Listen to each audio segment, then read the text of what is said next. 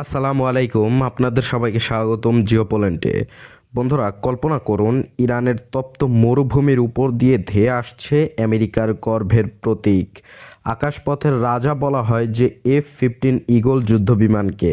তাদের লক্ষ্য ইরানের হৃৎপিণ্ডে আঘাত হানা। কিন্তু হঠাৎ দিগন্তের ওপার থেকে ধেয়ে এলো চীনের তৈরি HQ-9B আকাশ প্রতিরক্ষা ব্যবস্থার একটি অগ্নিগোলক। মুহূর্তের মধ্যে সেই বিশালাকার ক্ষেপণাস্ত্রটি আমেরিকার অহংকারকে চূর্ণ বিচূর্ণ করে আকাশের আগুনের ফুলকি বানিয়ে দিল। একের পর এক আমেরিকান ও ইসরায়েলি যুদ্ধবিমান ভূপাতিত হচ্ছে চীনের অত্যাধুনিক প্রযুক্তির সামনে। এটি কোনো হলিউড সিনেমার চিত্রনাট্য নয়, বরং আজকের পশ্চিম এশিয়ার এক নির্মম ও ভয়ঙ্কর বাস্তবতা। ইসরায়েল ও আমেরিকার যৌথ কাপুরুষোচিত আক্রমণে ইরানের সর্বোচ্চ নেতা আয়াতুল্লাহ আলী খামেনি আজ আমাদের মাঝে নেই। তিনি শাহাদাত বরণ করেছেন। কিন্তু বন্ধুরা, নেতার প্রস্থান হলেও ইরানের আকাশ কি অরক্ষিত হয়ে পড়েছে? মোটেও নয়, বরং চীনের HQ-9B আজ ইরানের আকাশকে এক অভেদ্য দুর্গে পরিণত করেছে। চীন কিভাবে এই রক্তক্ষয়ী যুদ্ধের নেপথ্যে থেকে পুরো খেলার নিয়ম বদলে দিল? কেন আমেরিকার অপরাজেয় আকাশ আধিপত্য আজ ধুলোয় মিশিয়ে যাচ্ছে? আজকের এই বিস্তারিত আলোচনায় আমরা প্রতিটি গোপন স্তর পর্দার আড়াল থেকে উন্মোচন করব। বন্ধুরা, আজকের আলোচনাটি শেষ পর্যন্ত দেখুন, কারণ এই তথ্যের গভীরে লুকিয়ে আছে আগামী বিশ্বযুদ্ধের মানচিত্র। এই যে স্ক্রিনে আপনারা দেখতে পাচ্ছেন, আনন্দবাজার পত্রিকার অত্যন্ত চাঞ্চল্যকর একটি দাবি করেছে, চীনের তৈরি HQ-9B আকাশ প্রতিরক্ষা ব্যবস্থা ইরান কেবল কিনেই ক্ষান্ত হয়নি, বরং তারা এটি এখন যুদ্ধের ময়দানে সরাসরি মোতায়েন করেছে। পশ্চিম এশিয়ার এই উত্তপ্ত পরিস্থিতিতে চীনের এই মরণাস্ত্রটি এখন এক চরম অগ্নি পরীক্ষার মুখে।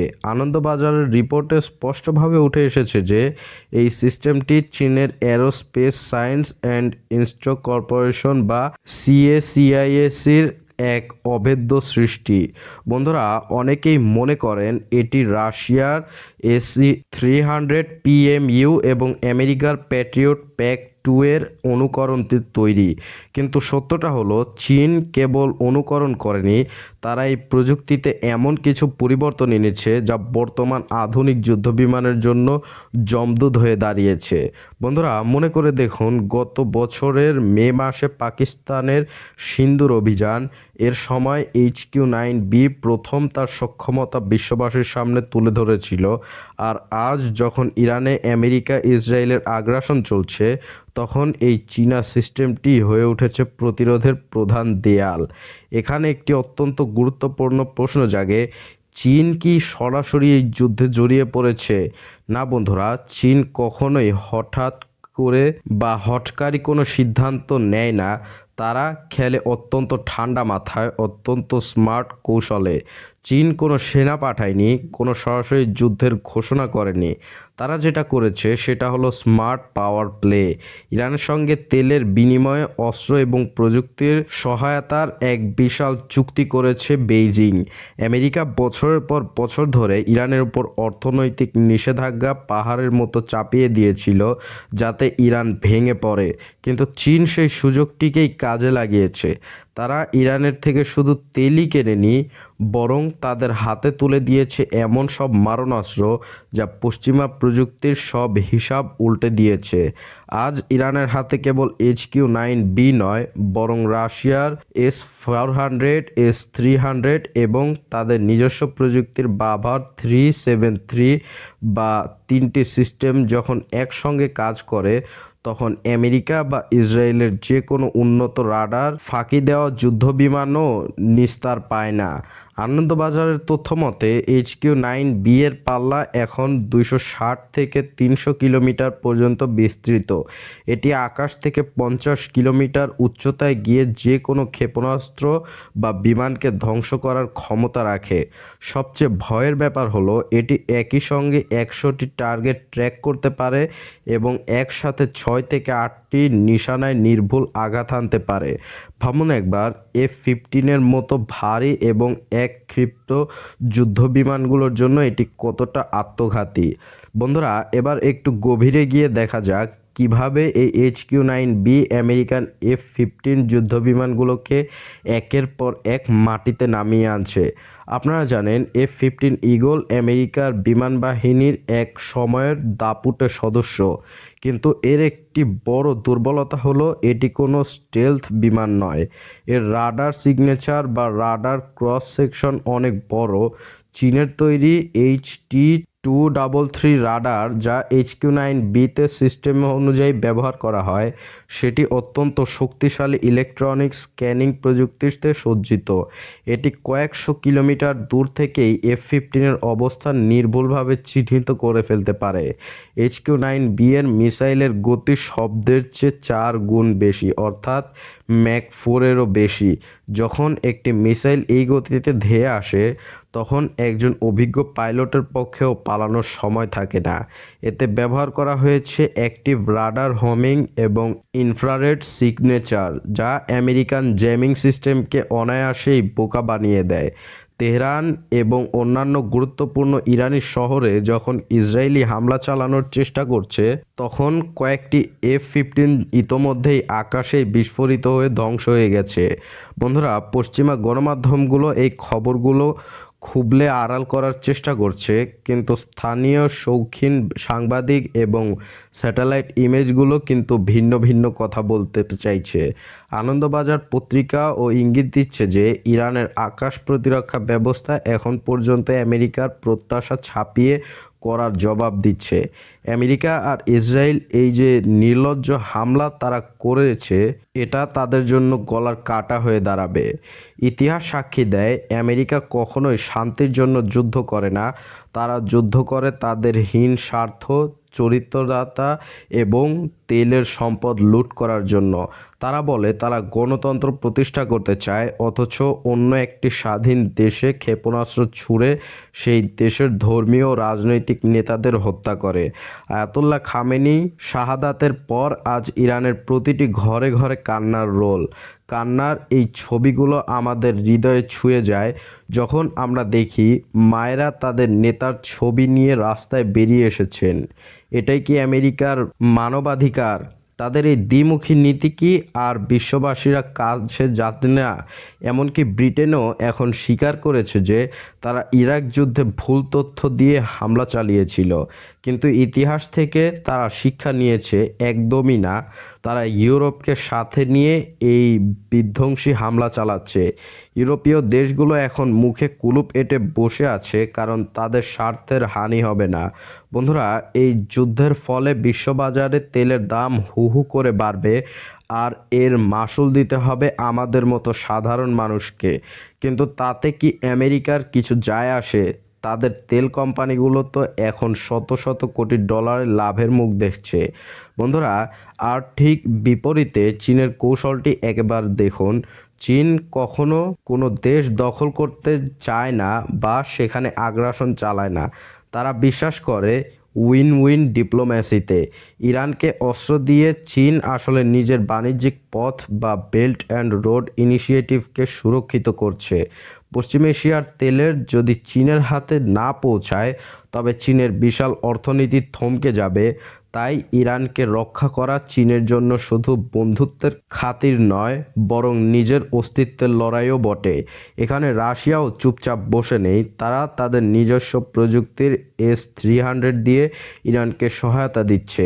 বন্ধুরা, আপনারা কি দেখতে পাচ্ছেন কিভাবে রাশিয়া, চীন, ইরান এই তিনটি দেশ মিলে আমেরিকার একক আধিপত্য বা ইউনিপোলার ওয়ার্ল্ডকে চ্যালেঞ্জ ছুড়ে দিচ্ছে? প্রযুক্তির দিক থেকে চীন এখন আর আমেরিকার পেছনে নেই।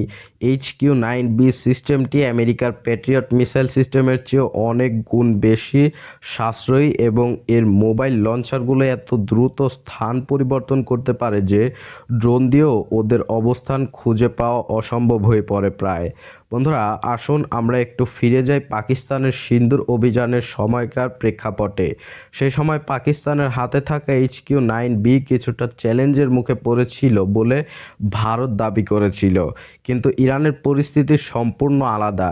ইরানের ভৌগোলিক বৈচিত্র্য এবং তাদের বিশাল আয়তন এই ডিফেন্স সিস্টেমকে আরও কার্যকর করে তুলেছে। ইরান তাদের নিজস্ব বাভার 373 সিস্টেমের সাথে চীনের প্রযুক্তিকে এমনভাবে ইন্টিগ্রেট করেছে যে এটি এখন সংকর বা হাইব্রিড শক্তিতে পরিণত হয়েছে। আমেরিকান বিমানগুলো যখন মনে করে তারা ইরানি রাডার ফাঁকি দিচ্ছে, ঠিক তখনই চীনের রাডার তাদের ড্রোন বা বিমানের লক অন করে ফেলে। এটি কেবল ইরানের ইঞ্জিনিয়ারিংয়ের জয় নয়, এটি আমেরিকার ঔদ্ধত্যের পরাজয়। এমনকি ডোনাল্ড ট্রাম্প যখন একের পর এক হুমকি দিচ্ছেন, তখন ইরানের ভেতরে এই প্রতিরোধের দেয়াল দেখে পেন্টাগনের জেনারেলরা এখন কাপা গলায় ভাবছেন যে এই যুদ্ধের শেষ পরিণতি কী হবে। বন্ধুরা, এখন প্রশ্ন হলো এর পর কী হতে যাচ্ছে? এই যুদ্ধের ভবিষ্যৎ আসলে কোন দিকে? প্রথমত, ইরান চুপ করে বসে থাকার পাত্র নয়। তাদের নেতা হত্যার প্রতিশোধ তারা নেবেই। তারা হয়তো হুমকি বাদ দিয়ে এবার সরাসরি আক্রমণে যাবে। হিজবুল্লাহ, হুতি বিদ্রোহীদের মাধ্যমে বা তাদের লেবানন ও ইরাকের মিত্রদের ব্যবহার করে ইসরায়েলের মূল ভূখণ্ডে বড় ধরনের আঘাত হানবে। আর সেই আঘাতে যদি তেলের বাজার অস্থিতিশীল হয়, তবে আমেরিকার অর্থনীতি ধসে পড়বে। চীন তখন হয়তো সরাসরি যুদ্ধে না গিয়েও আরও উন্নত প্রযুক্তির ড্রোন এবং ইলেকট্রনিক ওয়ারফেয়ার সিস্টেম ইরানকে পাঠাবে। রাশিয়া ইউক্রেন থেকে যে শিক্ষা নিয়েছে তা এখন তারা ইরানের মাটিতে প্রয়োগ করছে। এই যুদ্ধ পুরো মধ্যপ্রাচ্যকে এক ভয়ঙ্কর অগ্নিগর্ভে পরিণত করতে পারে। এতে ব্রিক্স দেশগুলোর ঐক্য আরও দৃঢ় হবে এবং পশ্চিমা সাম্রাজ্যবাদের সূর্য অস্তমিত হওয়ার পথ আরও প্রশস্ত হবে। এই লড়াইটি কি কেবলই ইরান আর আমেরিকার মধ্যে সীমাবদ্ধ? না বন্ধুরা, এটি আসলে বিশ্ব ব্যবস্থার পরিবর্তনের এক লড়াই। আমেরিকা চায় পুরো বিশ্ব তাদের কথায় নাচুক, কিন্তু চীন চায় একটি বহুমেরুর বিশ্ব বা মাল্টিপোলার ওয়ার্ল্ড, যেখানে সবার সমান অধিকার থাকবে। আমেরিকার কোনো একক আধিপত্য বা মাস্তানি থাকবে না। HQ-9B আজ সেই বহুমেরুর বিশ্বের প্রতীক হিসেবে দাঁড়িয়েছে। ইরানের সাধারণ মানুষ এখন তাদের শোককে শক্তিতে রূপান্তর করেছে। তারা জানে তাদের পাশে চীন আর রাশিয়ার মতো শক্তিশালী বন্ধুরা আছে, আর আল্লাহ পাক তো তাদের উপর তার অসীম নিয়ামত দেবেনি। আমেরিকার এই বর্বর আগ্রাসন শেষ পর্যন্ত ব্যর্থ হতে বাধ্য, কারণ প্রযুক্তি আর আবেগ যখন একসাথে মিশে যায়, তখন কোনো পরাশক্তি সেই প্রতিরোধ ভাঙতে পারে না। বন্ধুরা, পরিশেষে আমাদের এটা বুঝতে হবে যে অস্ত্র বাণিজ্য এখন আর কেবল ব্যবসা বিষয় নয়, এটি কূটনীতির এক প্রধান অস্ত্র। চীন খুব নীরবে বিশ্বের কোনো কোনায় নিজেদের প্রভাব বিস্তার করছে, কোন রক্তপাত ছাড়াই। অন্যদিকে আমেরিকা যেখানেই পা রাখছে সেখানেই ধ্বংস আর হাহাকার ডেকে আনছে। ইউরোপের দেশগুলো যারা চুপ করে আছে, কাল যখন তেলের জন্য হাহাকার করবে তখন তাদের টনক নড়বে। ইরানের প্রেসিডেন্ট এবং 3 সদস্যের কাউন্সিল এখন দেশকে যেভাবে নেতৃত্ব দিচ্ছে তা সত্যি প্রশংসার দাবি রাখে। বন্ধুরা, আজকের এই যে রক্তক্ষয়ী সংঘাত, এটি কি তবে পশ্চিম এশিয়ার মানচিত্র চিরতরে বদলে দিবে? চীনের এই অবিশ্বাস্য কৌশলগত সাফল্য কি আমেরিকার এক মেরুর বিশ্ব ব্যবস্থাকে শেষ করে দেবে, নাকি এই লড়াই আরও বড় কোনো মহাপ্রলয়ের সংকেত দিচ্ছে? আপনারা কি মনে করেন? আপনাদের প্রতিটি মতামত আমাদের জন্য অত্যন্ত মূল্যবান। কমেন্ট বক্সে আপনার চিন্তা আমাদের সাথে শেয়ার করুন। মনে রাখবেন, সত্য জানা এবং জানানোই আমাদের প্রধান লক্ষ্য। দেখা হবে পরবর্তী ভিডিওতে। ততক্ষণ পর্যন্ত ভালো থাকুন, সুস্থ থাকুন। আল্লাহ হাফেজ।